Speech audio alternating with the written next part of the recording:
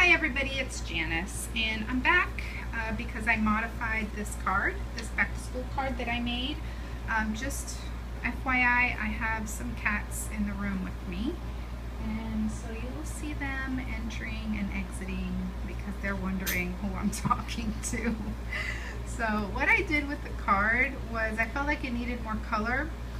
I colored the sequins, which started all silver. I colored them red with an alcohol marker. They're great for that because you can just have plain embellishments and then color them to whatever color you want.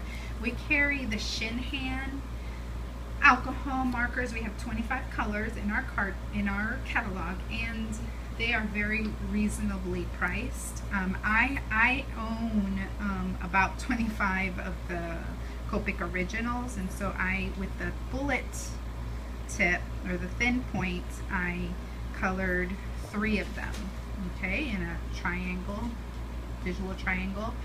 And then I wanted to have a red layer to kind of put it all together, and I just kept playing with it. And so this is what I did because I wanted to use just plain white paper. And again, that's the cool thing about just having very basic supplies like white paper, some markers, some watercolors, the frameworks, stamp set.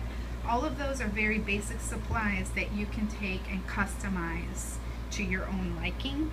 So what I did was I just took, this is the half of a card, so it's 4 4¼ by 5½, and this is just a scrap. It's kind of messy. I just wanted to see what I did. And this is a silicone mat, and so I'm just going to wipe it if I get any color on my mat. But what I do is with the broad tip of my alcohol marker, I go and I just do this. And you could do this over, you know, maybe a other piece of scrap paper, so it will minimize your cleanup. But this is how I roll, so yeah. Okay, and this will create the appearance that I have a red piece of paper. So that's cool, right? That in and of itself is neat and a great, it's one of my favorite tips. I also do this with inks, like maybe with a sponge dauber or a makeup sponge or anything like that. You can do that. We could have done that with watercolor, although it would warp the paper a little bit more. And this is not watercolor paper. It's just regular cardstock. And then with the other side, you know, I can add some lines, because again, since these are blendable, every layer that you add is going to create kind of a pattern effect. I just did that, you know. You could do anything. You could make them be, you know, diagonal like this, right? You could have made hearts, you could have made polka dots, right? I could just keep going and do whatever you like. And then again, you would have your layer of color. I like this one. I just did like a checkerboard, messy checkerboard, and then this entire layer will go on top. Okay, we also have a 50 pack of white